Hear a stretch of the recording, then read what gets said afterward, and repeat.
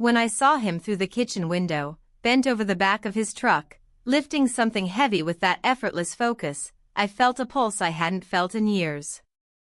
It wasn't attraction at first, more like curiosity, like remembering the warmth of a room you once loved. I watched him adjust a box against his hip, brush the sweat from his temple, and look up. Our eyes met, just for a second, but it was long enough to unsettle me. I looked away quickly, ashamed. Not of being caught watching, but of what I felt, that flicker of longing I had no right to feel. My husband was inside, in the study, probably on a video call or checking the same 4 news sites he read every day. I turned back toward the sink, trying to shake the image from my mind. But it stayed. I knew something was shifting inside me, even if I didn't understand it yet. That shift would become a fault line, a slow fracture that spread under the surface until it broke everything. I didn't plan for any of this. I wasn't looking for it. But if you've ever found yourself questioning everything you thought was solid, everything you thought you were, then you'll understand. Let me tell you how it started. And you, before I begin, tell me where you're watching from. And answer this: have you ever felt something so powerful, so wrong, and so real, that it scared you more than being caught? He bought me perfume last month. A beautiful bottle, blue glass like ocean waves. He left it on the kitchen counter with the receipt still inside the bag. No note. No glance. I remember holding it in my hand, watching the morning light hit the glass, and realizing he'd bought me this exact bottle 2 years ago for my birthday. He didn't remember. Or worse, he did, and thought it didn't matter. It was something he could check off a list. A gesture. I smiled anyway when he asked if I liked it. I said yes. Lately, everything had started to feel like a gesture. A mechanical rhythm we both knew by heart. Breakfast together. Him disappearing into his office. Me walking in circles between rooms, pretending to organize things that were already neat. Afternoons with a book I wouldn't finish. Evenings with the television playing things we didn't watch. And nights where we lay side by side like distant planets. Still orbiting, but never colliding. That morning, I saw the moving truck pull up next door. It wasn't the first one we'd seen on our street in the past year, but something about this one made me stop what I was doing. Maybe it was the way the man jumped down from the back, how he moved, with a calm efficiency that didn't scream for attention, but still drew mine. He wore a gray t-shirt, dark jeans, boots that looked worn but reliable. I saw him nod at the driver, then lift a box as though it weighed nothing. I stood at the window too long. When he looked up, our eyes locked. I froze. There was nothing flirtatious in his expression, just a quiet acknowledgement. I smiled reflexively, a small, polite thing. He didn't smile back, not rudely, just neutrally, and went back to unloading. Still, I felt a twinge in my chest, as if I'd been caught doing something wrong. I turned away, suddenly aware of the silence in the kitchen. My husband came down 10 minutes later, distracted as always. "Hey," he said, not looking up from his phone. "What's for lunch?" "I haven't thought about it yet," I replied, wiping down a perfectly clean counter. He mumbled something, walked out. I watched him go, realizing I hadn't heard him laugh in weeks. Months, maybe. Later that afternoon, I stepped outside to water the plants along the front walkway. He was still unloading boxes, working slowly now, alone. I hesitated. I could have gone back inside, pretended I didn't see him. But instead, I walked to the end of the lawn, turned slightly toward his driveway. "Need a hand?" I asked, not too loudly. He looked up, surprised. A pause. Then, "Sure. If you don't mind lifting a few old books." His voice wasn't deep, but there was a warmth to it. No performative friendliness. Just simple tone, like someone who'd long ago stopped needing to impress people. I crossed over. He handed me a smaller box, warned me that the bottom might be weak. "They've survived 3 moves already," he added. "Barely." We carried boxes inside. His home was still a shell, blank walls, sealed cartons, a faint smell of dust and pine. I followed him to the living room, placed my box on the floor. "Thanks," he said. I wasn't expecting help. "I wasn't expecting to offer," I replied, and regretted the words the moment they came out. He smiled slightly at that. Not a full grin, more like the flicker of one. "Then we're even." We worked quietly for a while. He asked where the grocery store was, I gave directions. I asked where he'd moved from, he said up north, closer to the woods, fewer neighbors. "Less noise?" I asked. "Less pretending," he answered, then added quickly, "I mean, less pressure to make small talk." There was a strange comfort in the silence that followed. When I got home, my husband was watching a documentary with his earbuds in. He didn't notice I'd left. Or returned. I stood behind him for a full minute before walking upstairs without a word. That night, I opened the bottle of perfume. Sprayed it once on my wrist. I closed my eyes and tried to remember the last time I'd worn something just for myself. Not for an event. Not for him. Not because it was expected. Just because it made me feel present. In bed, I lay awake listening to the faint hum of the street lamp through the window. The neighbor's house was dark. Still unfinished. Still unfamiliar. But not for long. I knew I'd see him again. Not because I planned it. But because something in me was shifting. Like a window cracked just enough for air to get in. I didn't know what it meant yet. But I wasn't going to close it. The next morning, I lingered in bed longer than usual. Sunlight stretched through the blinds in wide, pale slats, illuminating the dust that hovered in the still air. My husband had already left for work, his coffee cup in the sink, the scent of his aftershave still faintly clinging to the hallway. The quiet in the house felt deeper than usual, not heavy exactly, but vast. I moved through it like someone drifting underwater. I stood at the window again, the same one that overlooked our front yard and the driveway next door. His truck was there. The garage door stood open. Inside, I could make out shadows of furniture in various stages of assembly. I thought of yesterday, the boxes, the books, the calm way he moved, and something settled in my stomach. Not nerves. Not anticipation. Just awareness. I told myself I'd go for a walk. That's what I called it, even though I had no direction, no real purpose. I brushed my hair, tied it up loosely, chose a simple linen blouse and a soft cardigan that didn't cling too tightly. Casual. Effortless. That was the image I wanted to project. I wasn't dressing for him. I was just stepping out. As I passed by his house, he was outside adjusting the garden hose, its metal coil clinking softly as he moved it. He noticed me immediately, but didn't call out. He straightened, met my eyes, and nodded once in greeting. I returned the gesture, about to continue walking, when he spoke. Still offering free labor, he asked, motioning to a few unopened boxes by the porch. The question caught me off guard. I laughed, too quickly, then shrugged. I suppose that depends on your definition of free. He smiled, really smiled this time, and it changed his entire face. Softer. Warmer. I walked toward him, telling myself I'd only stay a few minutes. Just long enough to avoid seeming rude. He handed me a box and gestured toward the open doorway.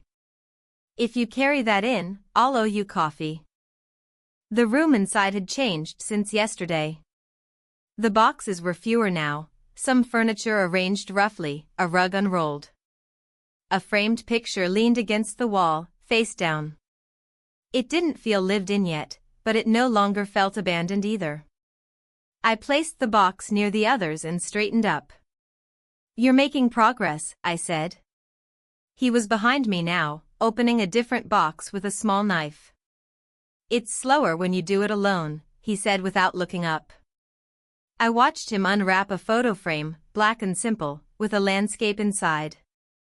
Mountains. Mist. Somewhere quiet. I wondered if that's where he'd come from. "Do you miss it?" I asked, unsure why I'd spoken aloud. He glanced at me. "What?" "Wherever you lived before." He considered the question, then nodded slowly. "Some things, yes. But not everything." I wanted to ask what he didn't miss, but didn't. Instead, I looked around for something else to unpack. We worked in silence for a while. Not the heavy kind of silence I'd grown used to at home, but a companionable one. Every now and then he'd glance up, and I'd catch his eye, and neither of us would look away too quickly. The pauses between our movements grew longer, stretched by something we weren't naming yet. He asked about our neighborhood. I told him about the bakery around the corner, the overly ambitious local newsletter, the pothole that never got fixed.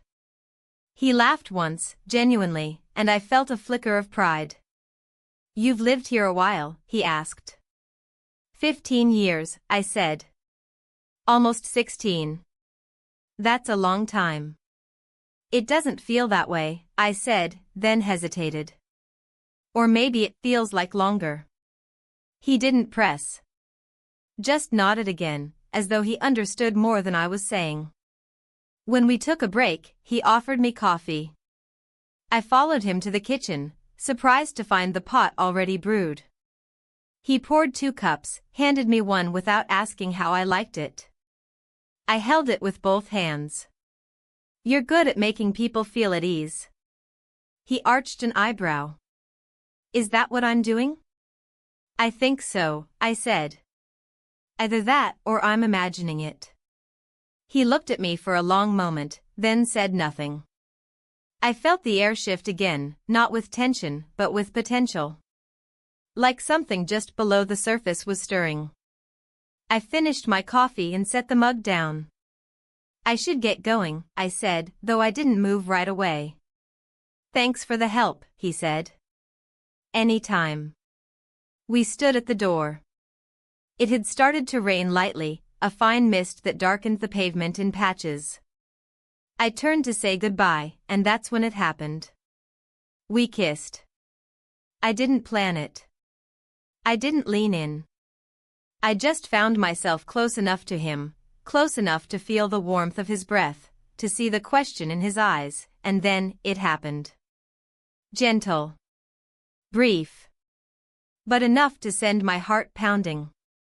I pulled back first, my cheeks burning. I couldn't meet his eyes. I mumbled something, I don't even remember what, and stepped out into the rain. The walk home was short, but it felt endless. The wet air clung to my skin. Every step felt heavier than the last. I closed the door behind me quietly, stood in the foyer, unsure of what had just happened. My husband's voice called from upstairs. "You back?" "Yeah," I said, loud enough for him to hear. He didn't come down. I didn't go up. I went to the bathroom, stared at myself in the mirror. My face looked the same. No sign of guilt. No lipstick out of place. And yet, I felt different. Not ruined. Not ashamed. Just different. The moment had been small. Nothing had been said. Nothing promised. But I knew something had started. Something I couldn't undo. That night, lying beside my husband in the quiet of our room, I stared at the ceiling for hours. He turned once in his sleep, mumbled something unintelligible, then settled back into stillness. I was wide awake. Not because of what I'd done, but because I was starting to remember what it felt like to be seen. The rain had stopped by morning, but the sky remained overcast, wrapped in layers of muted gray. I stood at the kitchen sink, watching droplets cling to the windowpane. They trembled slightly with the wind, then released and slid downward in thin, silent trails. My fingers were curled around a warm mug, but I hadn't taken a sip. The coffee inside was cooling, untouched. He hadn't texted. Not that I expected him to. We hadn't exchanged numbers. There had been no plan, no acknowledgement beyond the kiss itself. Still, I found myself glancing toward the driveway next door, hoping for a glimpse of movement. The truck was parked in the same spot. Curtains drawn. No sign of him. Inside the house, everything was as it always had been. My husband sat in the den, watching a recap of a sports show. The sound was turned low, his feet up on the ottoman, slippers half off. I asked if he wanted eggs. He nodded without looking at me. I cracked them into the pan, the sizzle loud in the quiet. As they cooked, I thought of how many breakfasts I'd made in this kitchen. How many identical mornings I'd lived through. The sameness of it all wasn't new, but now it pressed down on me with a weight I could feel between my shoulders. We ate in silence. The only sounds were the clink of forks and the occasional shifting of his chair. When he left for work, he kissed me on the temple absently, like he always did. I stood in the doorway and watched him back out of the driveway, then disappear down the street. I didn't go back inside right away. Instead, I turned toward the sidewalk and began walking. I didn't have a destination, only motion. I passed neighbors' houses, most of them quiet, blinds still drawn. A dog barked somewhere behind a fence. A few streets over, I saw a woman in a yellow raincoat pulling weeds from her garden, her hair tied up in a scarf. She didn't look up. I kept walking. My path curved around the block and eventually brought me back toward home. I slowed near his driveway, heartbeat quickening. The garage was open now. He was inside, crouched beside a stack of flattened boxes, taping them neatly for recycling. He didn't see me at first. I could have kept walking. I should have. But instead, I cleared my throat lightly, and he turned. Our eyes met. For a second, neither of us spoke. Then he straightened, wiping his hands on the back of his jeans. "Morning," he said. "Morning," I replied, feeling absurdly formal. He nodded toward the house. "Coffee's on, if you want." It wasn't an invitation, not exactly. More like a possibility, hanging in the air between us. I hesitated. "I can't stay long." "That's fine." I followed him inside again. The space had evolved slightly, books now on shelves, a plant near the window, a pair of reading glasses resting on the coffee table. He poured 2 cups without asking and handed one to me. We stood for a moment in the kitchen, both of us sipping, saying nothing. I glanced at the framed photo from yesterday, the mountain landscape. It now hung on the wall. "It suits the room," I said. He followed my gaze. I thought so too. We moved to the living room, sat on opposite sides of the couch. The cushions sank slightly under our weight. There was a pause, not uncomfortable, just full. "I wasn't sure I'd see you again," he said. I looked down at my cup. Neither was I. A bird landed outside the window, chirping once before darting away. The sound felt strangely loud. I turned to face him, forcing myself to speak. "Yesterday. I didn't plan it." "I know. It just..." He shook his head gently. "You don't owe me an explanation." That stopped me. I expected awkwardness. Or guilt. Or maybe even regret. But there was none of that in his voice. Only honesty. And maybe something else I couldn't name. We sat there, letting the silence return. Not much more was said. I left soon after, with a polite goodbye and a quick smile that didn't quite reach my eyes.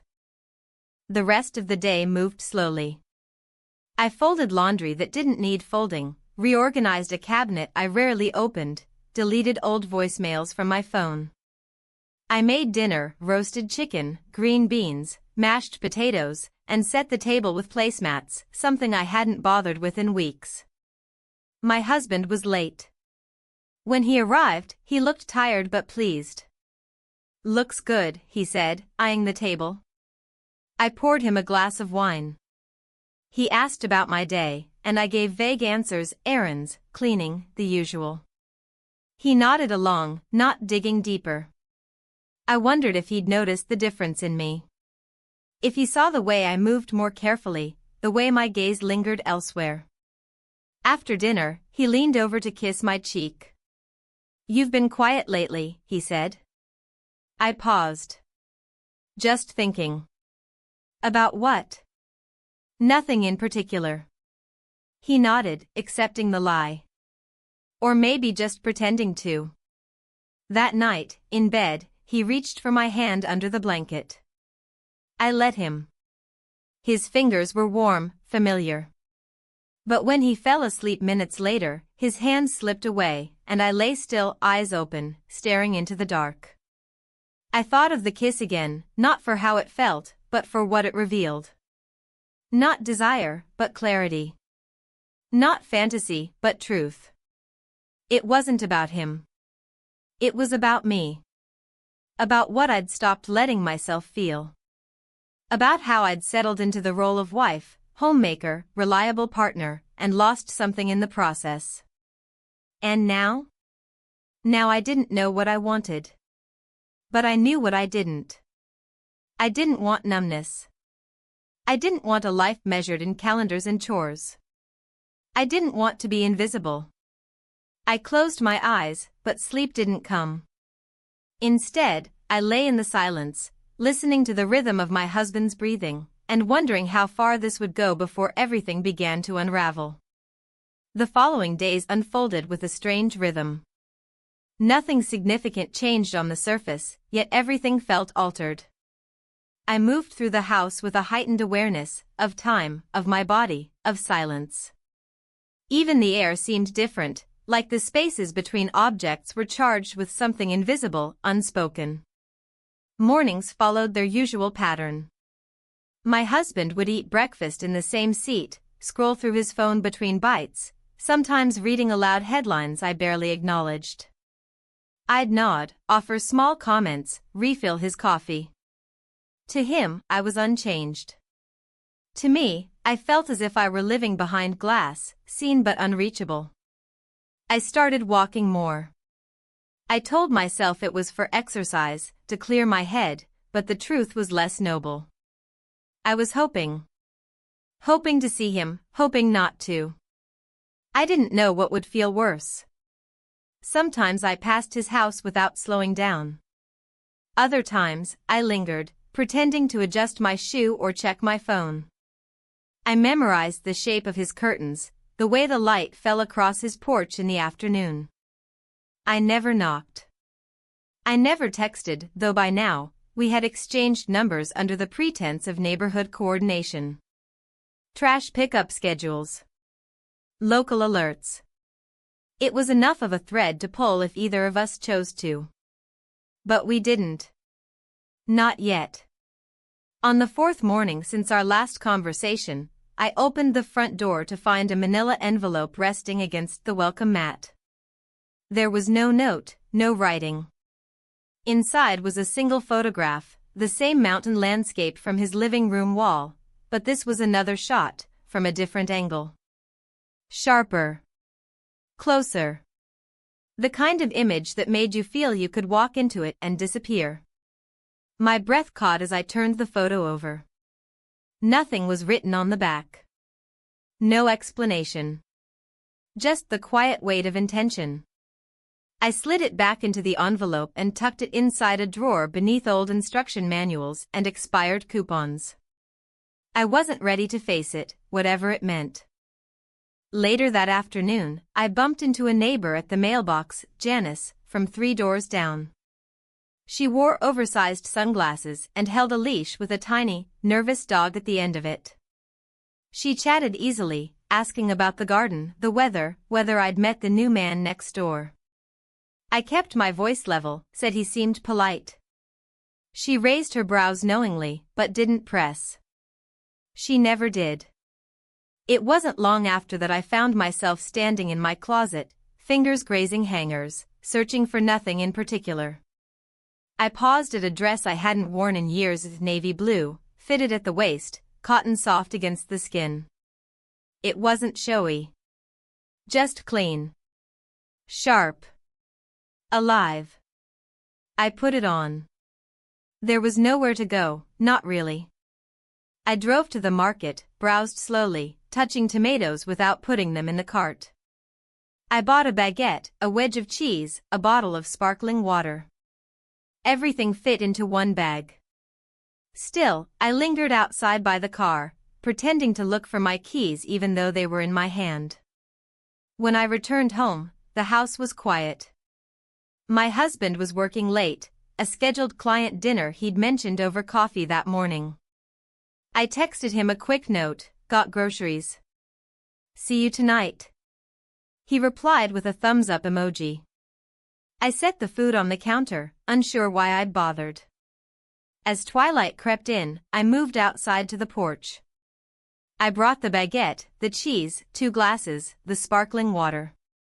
I told myself it was just a mood, that I needed the air, the calm, the taste of something different. I didn't expect him to walk by. He was in jeans and a black shirt, carrying a cardboard box with one arm. When he saw me, he slowed, then stopped. Evening, he said. Evening, I replied. There was a pause. Then, almost as if it had been rehearsed, I nodded toward the other glass. You hungry? He didn't answer right away. Just looked at the table, then at me. I could eat, he said. He stepped up onto the porch without waiting for more. I cut the bread, divided the cheese. We poured the water, clinked our glasses in an unspoken toast. We talked about neutral things, the weather, the new park trail opening in town, a bird that had nested above his garage light. Our words skimmed the surface, careful, balanced.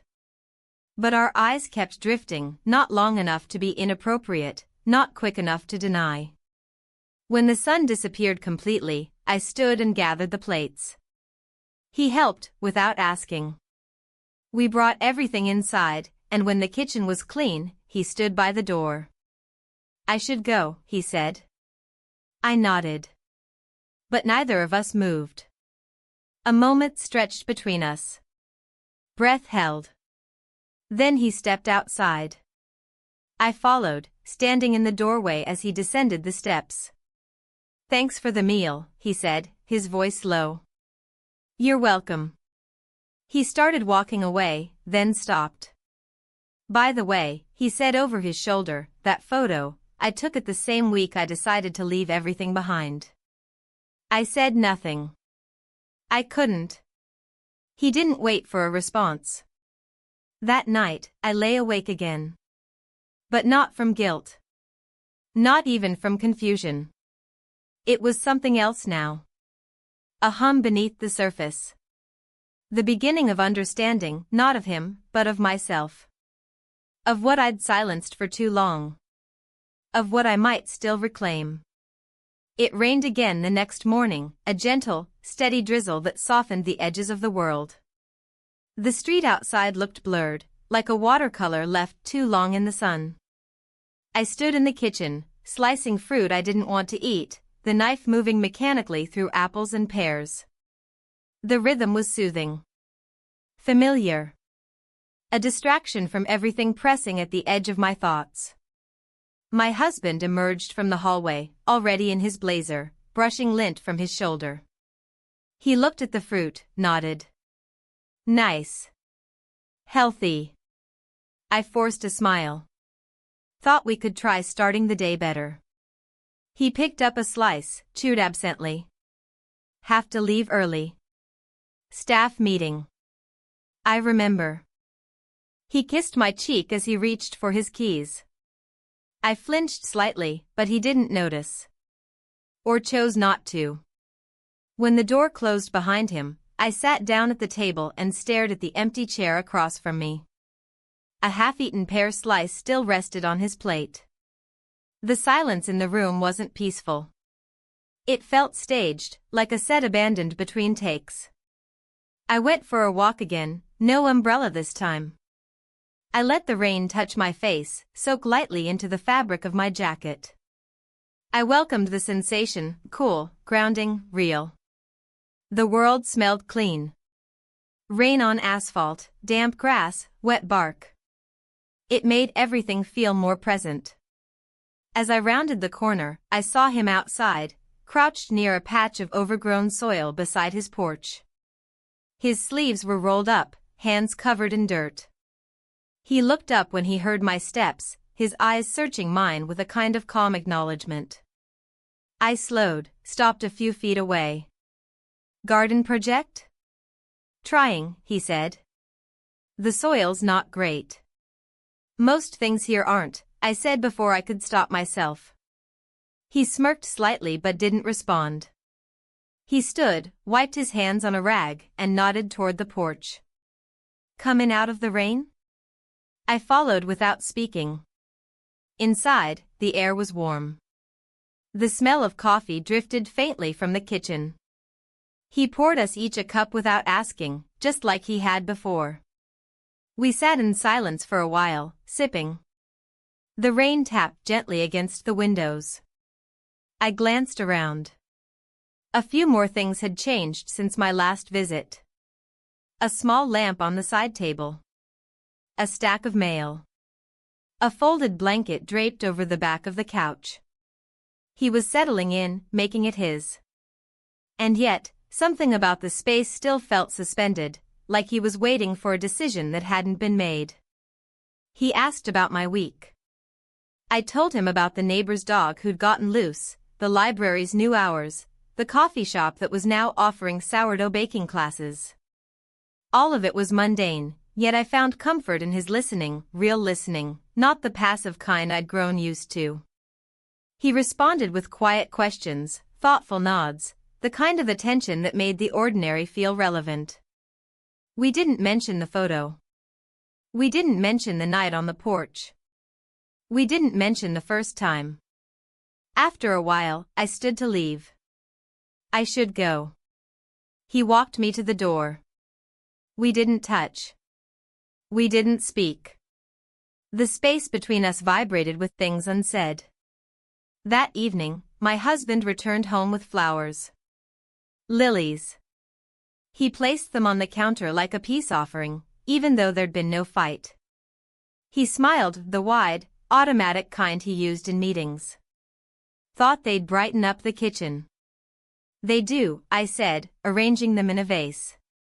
They smelled too strong. Overpowering.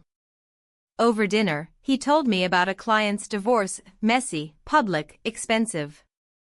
He shook his head at the absurdity of it, then asked if I'd thought any more about that vacation he'd suggested last month.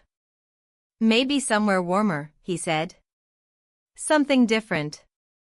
I'll look into it, I replied, but I didn't mean it. I knew he wouldn't follow up. He'd forget the conversation by the next morning. After we cleared the plates, he wrapped his arms around me from behind. His chin rested on my shoulder. It was meant to be tender, but it felt foreign. His touch hadn't changed, but my response had. My body tensed, and I hoped he didn't notice. I told myself not to pull away. That night, we lay in bed, backs turned. The distance between us felt deeper than ever, filled with everything we never said. I watched the light from the street lamp spill in through the curtains, drawing pale lines across the ceiling. My thoughts wandered again, not to fantasies, but to questions. Was this what settling felt like? Had I chosen this life, or had it simply formed around me while I stood still? The next morning, I moved deliberately. I cleaned the linen closet. I wiped down the inside of the refrigerator. I repotted a plant that hadn't needed repotting in years. The need to act, to fill space, to push against the stillness, it was overwhelming. By midday, the rain had stopped. A tentative sun peeked through the clouds, casting soft gold across the pavement. I opened the windows. Let the air in. It smelled of earth, of something starting over. I heard footsteps outside, and before I could stop myself, I walked to the door and opened it. He stood there, hand raised to knock, eyes meeting mine with no surprise. "Do you have a trowel?" he asked. "The soil's giving me hell." I nodded, reached for it without speaking, and handed it to him. Our fingers brushed. Briefly. Deliberately. "Thank you," he said, not moving. I held his gaze. "You're welcome." We said nothing else. He turned and walked away, the trowel in hand. I stood in the doorway for a moment longer, heart drumming not with guilt, but with clarity. Later, as the sky darkened again, I saw him in his yard, planting something in the damp earth. He worked slowly, methodically. As if every motion mattered. I watched from behind my curtains, unseen. We kissed. And this time, the weight of what we hadn't said felt heavier than ever. The following days settled into an unfamiliar rhythm, like a melody I didn't recognize but couldn't stop humming. The quiet in the house grew louder. My footsteps seemed to echo longer down the hallway. Even the refrigerator's soft hum felt intrusive at times. My senses were heightened in strange ways. I noticed the slight stickiness on the handle of the back door. The way the curtains fluttered when the heat came on. The faint smell of detergent from shirts folded days ago. Everything ordinary had become something else. I stopped trying to pretend I didn't notice him when he was outside. Every time I passed by the window, my eyes scanned the angle of his body, the slope of his shoulders, the position of his hands. He worked with a kind of slow precision, not distracted, not hurried. There was something in that calm that made me feel as though I were constantly forgetting how to breathe. My husband, on the other hand, seemed to be coming out of his own fog. He was suddenly more present at home, asking if I wanted to go out for lunch, offering to take a walk together, suggesting that we plan a weekend trip to the coast. It was as if he had sensed something shifting and was trying to anchor us before the current took us too far. I wanted to be moved by his efforts. I truly did. But every attempt felt mistimed, like trying to catch a train that had already pulled away. One morning, he left for work early and sent a text around noon. A picture of a restaurant menu and the message, "Dinner here tonight?" I replied with a thumbs up, unsure whether I would cancel before the hour came. He didn't follow up. That afternoon, I sat on the back step with a cup of tea, watching the sky gather itself into gray. It wasn't raining yet, but the clouds hung low, swollen, and ready. I let the cup rest against my palms, the warmth grounding me. Then I heard the gate creak open next door. I didn't move. I didn't have to. He stepped into his yard with a shovel and a bag of mulch. I watched him out of the corner of my eye. He noticed, of course. He always did. "I'm murdering another hydrangea," he said without looking up. I smiled. "It's too early in the season. You're just impatient." "That's what my ex used to say," he replied. There was a pause between us, long enough to mean something. "She wasn't wrong," he added. I rose slowly and set my cup aside. My movements felt rehearsed, though I had never practiced them. I walked across the lawn and stood on the edge of his garden bed. "You need more water in the soil," I said. He nodded. "I know." We worked side by side for nearly an hour, barely speaking. The conversation had become the rhythm of shared movement. Dig. Plant. Adjust. Water. Step back. Evaluate. Repeat. At some point, our hands brushed, nothing deliberate, just a passing touch. But I felt the spark of it climb up my arm and settle deep in my chest. He paused. Looked at me. And then we both looked away. When the last of the mulch was spread, he stood with a quiet sigh and brushed his hands on his pants. I owe you again, he said. You're keeping a tally? Maybe. We didn't speak after that. I turned and walked back home, my heartbeat unreasonably loud in my ears. Inside, I washed my hands, changed clothes, and stared at myself in the mirror for a long time. Not because I was searching for guilt, but because I was starting to look like someone I barely recognized, someone alive. Someone aware. When my husband came home that evening, he was in good spirits. He talked about the restaurant, how the place had changed owners, how he heard good things. I nodded, smiled, responded appropriately. We left around 7. The sky had darkened, but the rain never came. Just heavy clouds overhead, pressing down. The dinner was fine. The food was passable. The conversation was light. He talked about a colleague's retirement, asked me about the books I was reading. At one point, he reached across the table and rested his hand on mine. His touch was warm. Familiar. But my skin didn't respond the way it used to. I didn't pull away, I didn't want to hurt him, but I didn't lean in either. On the drive home, he turned the radio low and said something about how nice it was to go out again. I agreed. I meant it, in a way. It was nice. Just not enough.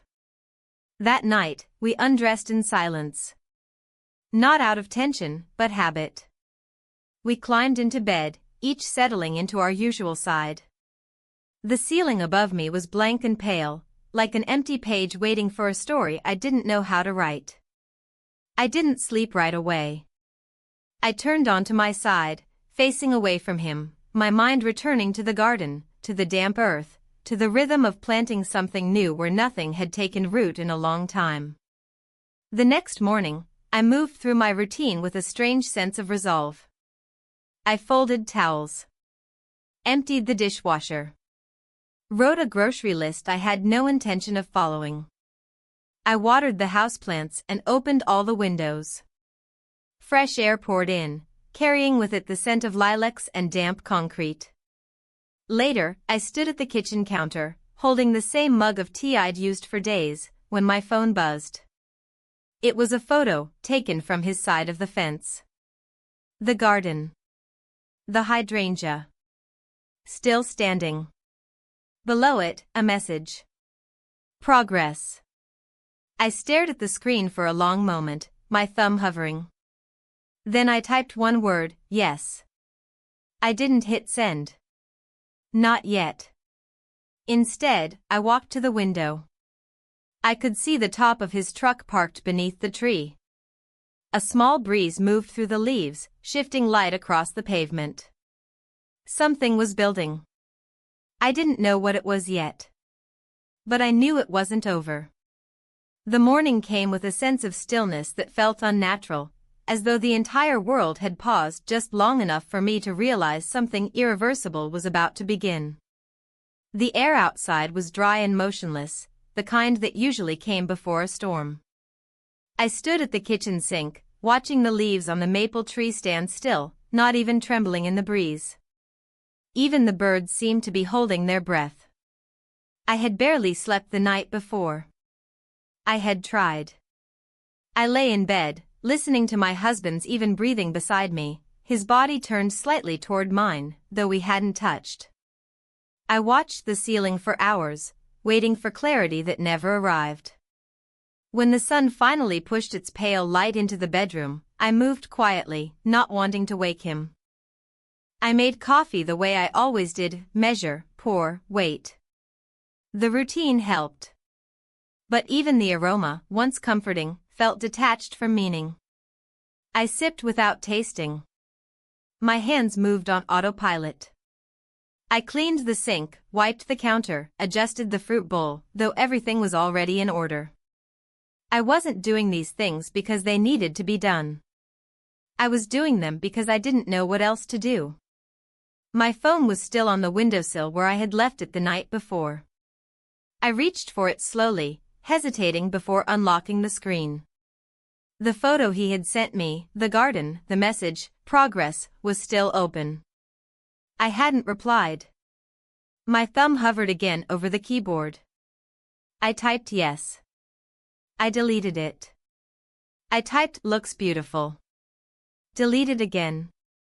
Then finally, after minutes of silence and indecision, I typed something else entirely. Come by later, if you're free. I pressed send. The moment after was filled with a sharp clarity. The message was simple. Harmless, on the surface. But I knew what it meant. And I knew he would, too. The rest of the morning passed in a haze. I tried to distract myself with ordinary tasks, sorting old mail, changing the bedsheets, watering plants, but everything felt loud and deliberate, like I was trying too hard to pretend I wasn't waiting. He didn't reply. By noon, I had convinced myself he wouldn't come. That the message had been a mistake.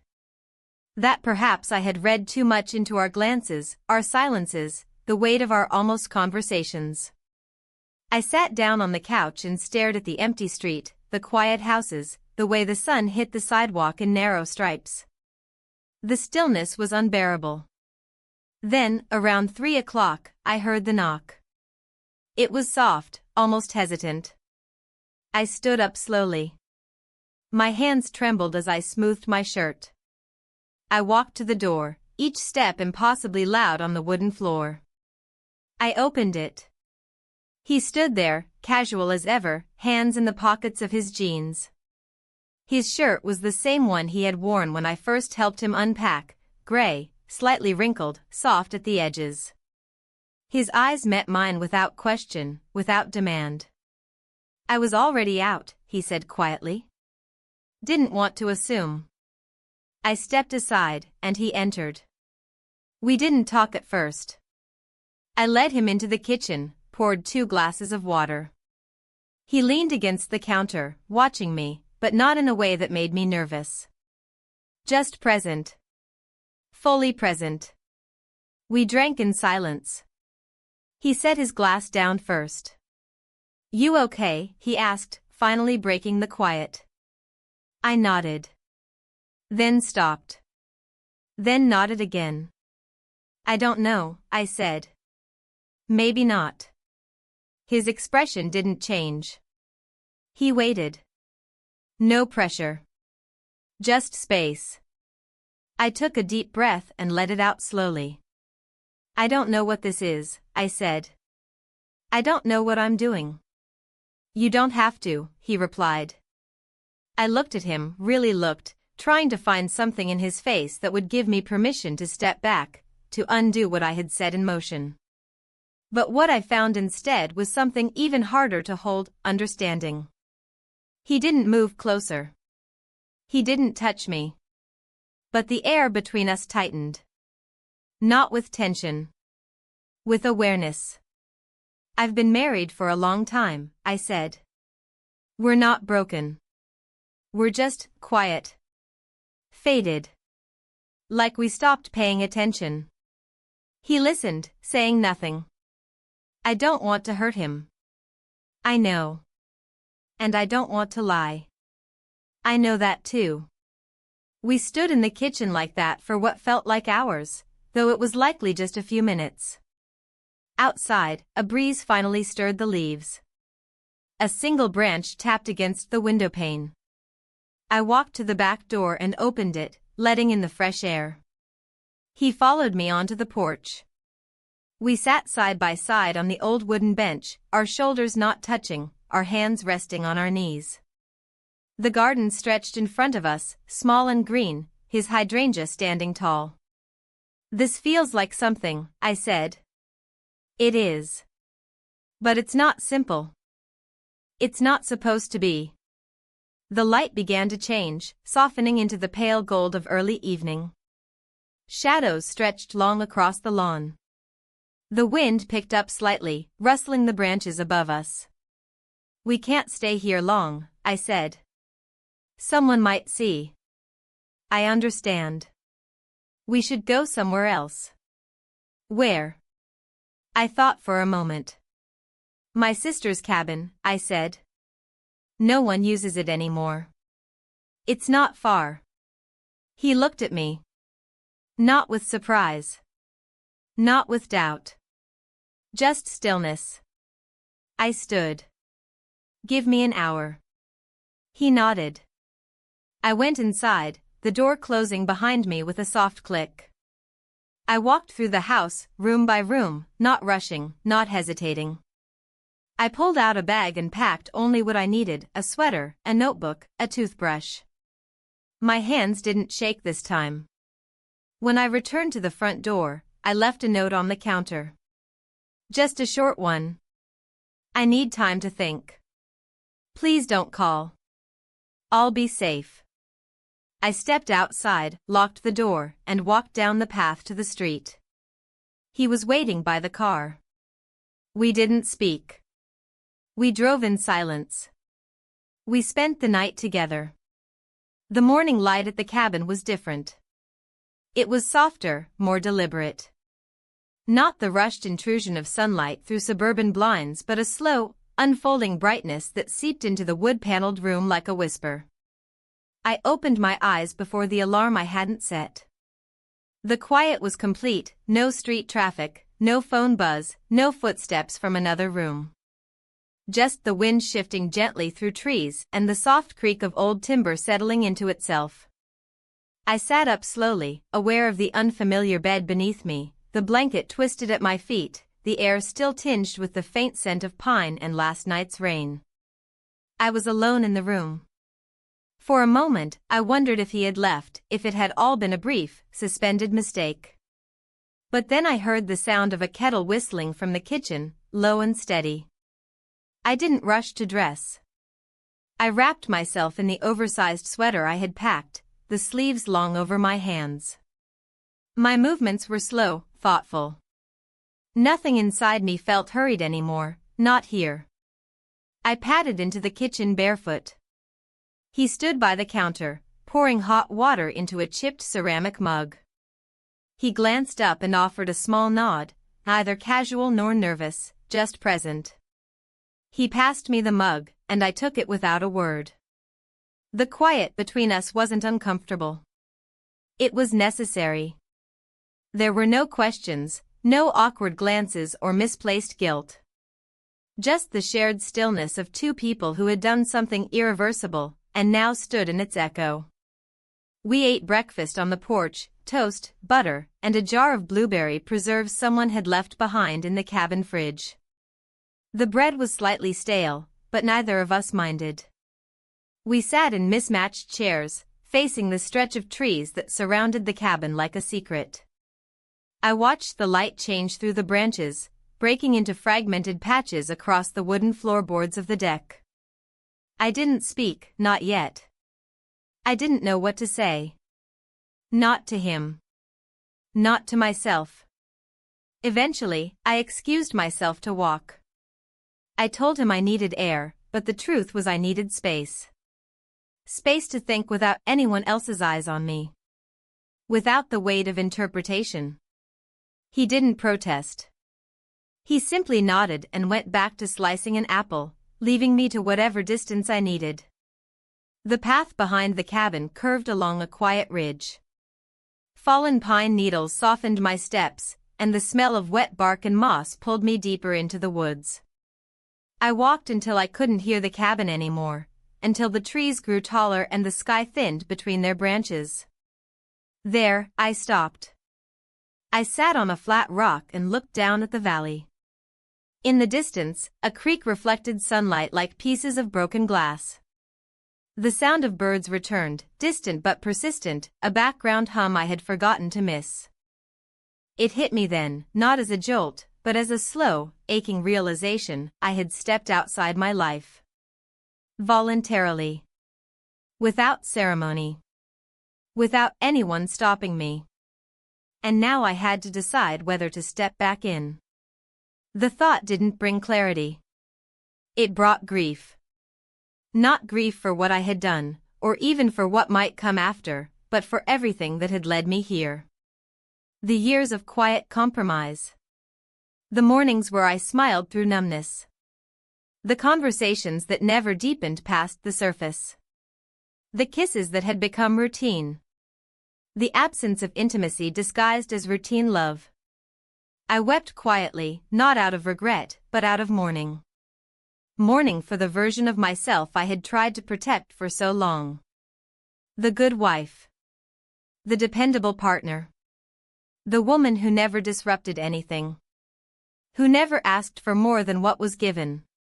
That woman had vanished the moment I walked out of my house without looking back. When I returned to the cabin, the air was cooler. Clouds gathered at the edges of the sky, promising rain. He was still on the porch, reading an old book he must have found in one of the drawers. He looked up when he saw me, but didn't speak. I sat beside him again, both of us watching the sky shift.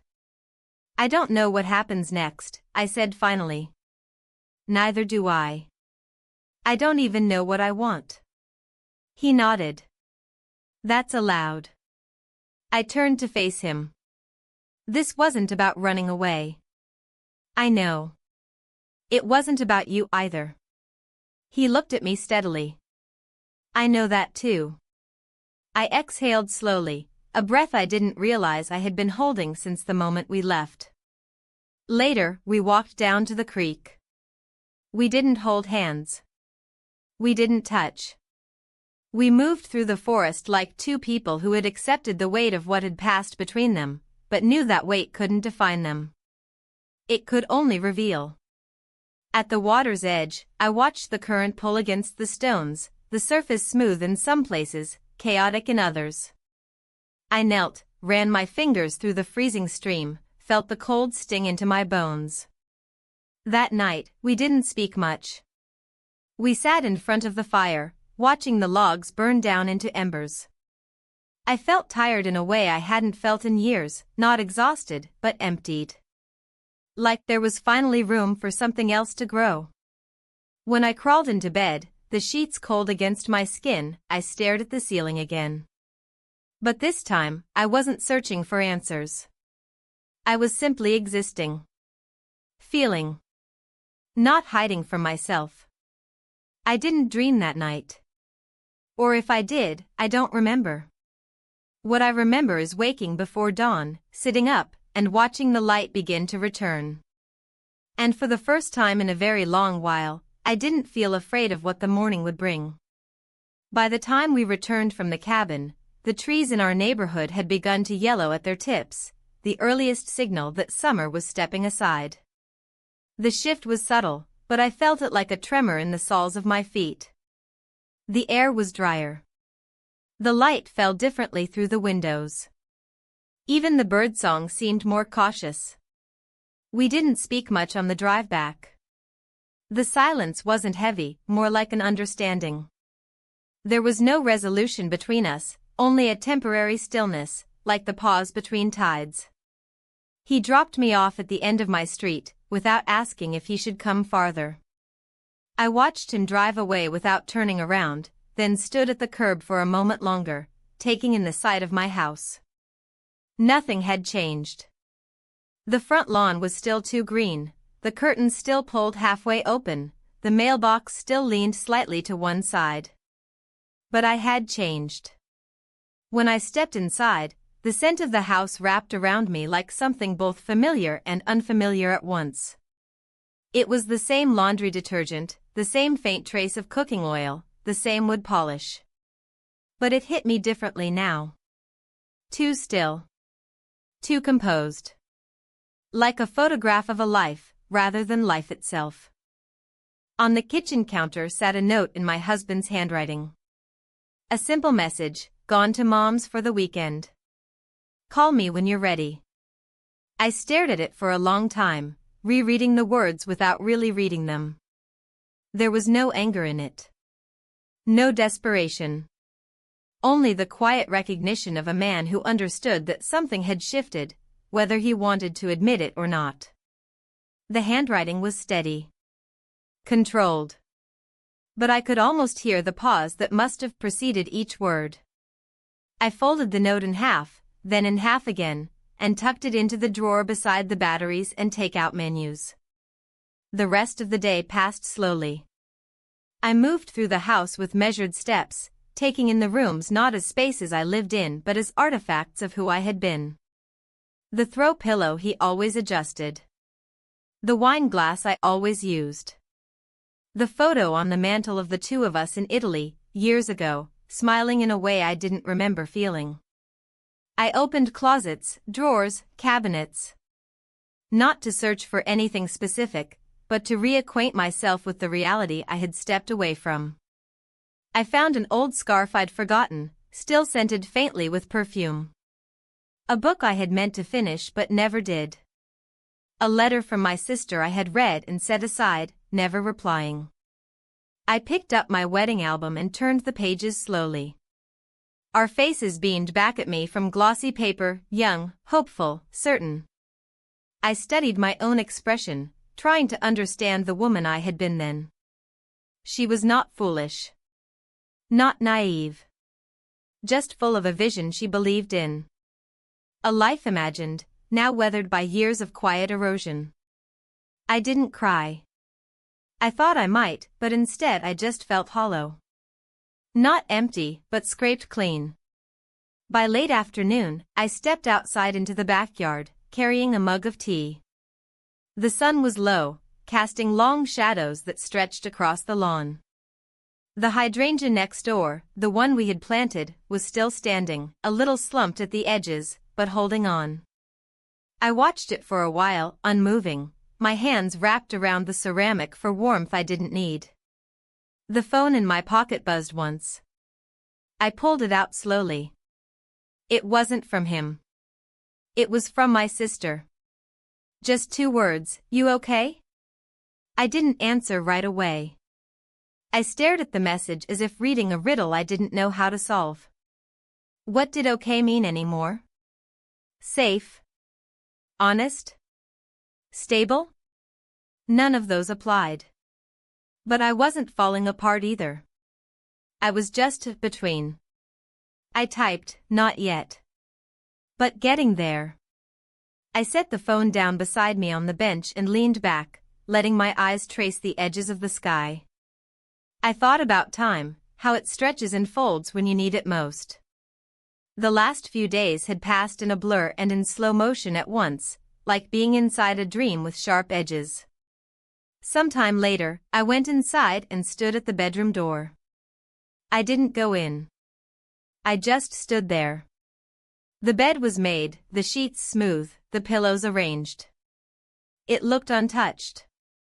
I realized I had never noticed before how little of me was in that room. His books, his framed certificates, his routines. Mine were scattered elsewhere, in the kitchen, in the laundry room, in the background. That evening, I didn't turn on the lights right away. I sat on the living room couch as the darkness filled the corners. I welcomed it. I let it settle around me like a blanket. Only the faint hum of the refrigerator broke the silence. Eventually, I stood and walked to my desk. I opened the drawer and pulled out a blank sheet of paper. I didn't plan what to write. I let the pen move. I wrote to my husband. Not to explain, not to excuse, but to be honest. I told him I had stepped away not to punish him, but to find myself. That something in me had been quiet for too long. That I didn't know what I wanted yet, but I knew I couldn't keep pretending everything was fine. That I needed space. That I needed truth. That I hoped, in time, we could talk, not as the couple we had been, but as the people we had become. I didn't sign it with love. I didn't know if I meant that right now. I signed it with my name. After sealing the envelope, I placed it in the center of the dining table. The phone buzzed again. This time, it was him. No message. Just a photo. The garden. The hydrangea. A new sprout, barely visible, poking through the mulch. Life continuing. I smiled. A small, exhausted smile. I didn't reply. Not yet. Instead, I stood at the window and watched the moon rise, a quiet, silver witness to the night. I chose to stand still and feel everything. Not decide. Not act. Just feel. The next morning arrived with a crispness I hadn't felt in weeks. The sky was clear for the first time in days, washed pale blue by the fading grip of summer. I opened the windows early, letting in the bite of cool air and the scent of something that smelled vaguely like a beginning. The kind of morning that didn't ask questions. It simply arrived, and you either showed up to meet it, or you didn't. I stood in the middle of the kitchen, barefoot on the tile, holding the mug in both hands and not drinking from it. Across the room, the envelope I had written still sat on the dining table, untouched. I had placed it there with the intention of mailing it or leaving it for my husband to find when he returned. Now it felt like a relic, something written by a version of me who had needed to speak, but not necessarily to be heard. The silence was thicker today, but not suffocating. More like insulation, a soft barrier between the world and everything inside me that had shifted. I no longer felt the sharp pull of indecision. Not because I had found answers, but because I had stopped demanding them. Sometimes clarity comes not with a thunderclap, but with stillness. A kind of surrender that isn't defeat, but release. I walked to the garden window and looked out. The hydrangea was blooming. Fully now. Not perfectly, but fully. The petals were slightly curled at the edges, too pale in some places, too bold in others. It was beautiful because of its imperfections. Not despite them. I watched the wind roll through the leaves and tried to imagine what would happen if I did nothing. If I simply let time pass and waited for the answers to emerge naturally. But I knew myself too well. I wasn't built for avoidance. I wasn't built to let life happen to me anymore. By mid-morning, I had made up my mind. I packed a small bag, not because I was leaving again, but because I needed to put things in motion. I needed to break the cycle of waiting, for someone else to act, for a sign to arrive, for the tension to resolve on its own. I wrote a second letter, shorter than the first. This one was for him. The man next door. The one who had seen me when I had almost forgotten how to see myself. I didn't say much. I didn't promise anything. Just a few lines of truth. I had needed him, and he had shown up, not to save me, but to remind me that I could still choose. I placed the note in a plain envelope, no name, no address, and walked it over to his porch. His truck wasn't there. I didn't knock. I didn't wait. I left it between the potted plants beside the door, the ones we had joked about watering too often. Back home, I changed into clothes that felt like mine, not for anyone else, not to perform or to deflect, but simply what made me feel grounded. A cotton shirt, jeans worn soft at the seams, a jacket I hadn't worn since last fall. Then I did something I hadn't done in a long time. I sat down at the kitchen table and called my husband. He picked up on the second ring. His voice was calm, but there was a pause, the kind that comes when someone answers with both relief and hesitation. "Hi," I said. "Hey," he replied. "I wasn't sure if you'd call." I wasn't sure either. We sat in silence. I could hear the quiet hum of whatever room he was in. It sounded like his mother's house, the slightly echoing walls, the faint television in the background. "I'm back," I said. "I figured," he replied. How are you? I don't know yet, I said. But I'm here. And I'm not hiding. Another pause. Then a sigh. Not exasperated, just tired. I miss you, he said, gently. Not the situation. Not even the version of us we used to be. Just you.